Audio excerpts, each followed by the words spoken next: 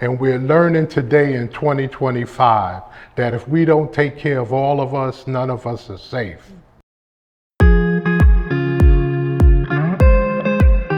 Greetings, everyone. My name is Michael Tabb.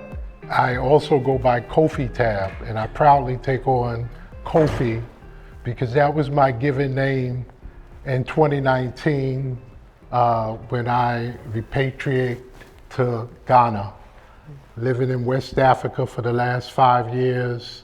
It's been such an eye-opener for me.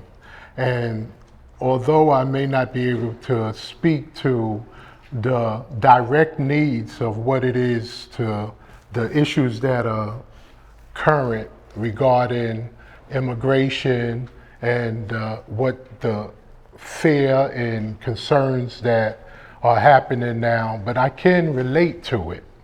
And I'll tell you what I mean when I say I can relate to it. I am the son of James and Virginia Tabb. My parents were both born in the 1920s in Alabama. As a child, I grew up going to visit my grandmother in Selma, Alabama. They were sharecroppers. And we, as many African Americans, are forced immigrants. So we have a unique way of relating to this American experience. I speak to that. I speak to my relationship to understanding how it feels to be in a country where you call home, but you're not felt welcome. So I can relate to that. I can relate to what's going on today when we're talking about everyone having the rights and knowing the rights of how you to deal with ISIS when you're approached. We have those same issues in the African American community, how we have to tell our children how we have to deal with the law officers, supposedly, in this country. Mm-hmm. What I want to relay here today is that compassion, caring for each other is very, very important. And for so long, many of us have not been outraged to what's been happening to the African American community. And we're learning today in 2025 that if we don't take care of all of us, none of us are safe. We're all gonna suffer. Yeah. If we don't unite, what we call the United States of America, we're all gonna suffer.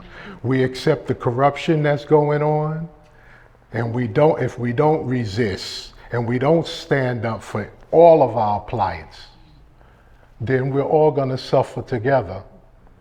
So, for many years, I've worked in social services.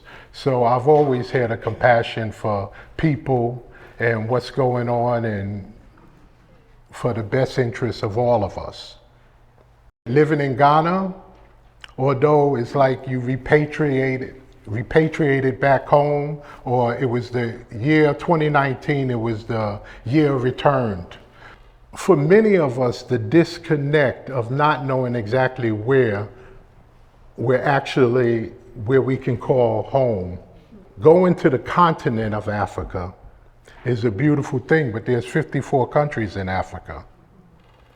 And so I still can't say directly what country on the continent I'm from.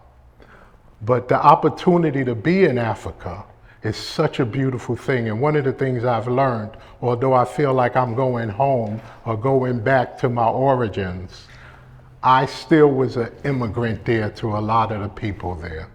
And one of the things that was really important to me as someone going back to a place that was foreign to me was to not figure out what they needed in Africa, but how can I become a community member? What do I need to do to adjust? Not that people are going to adjust for me, but how can I adjust?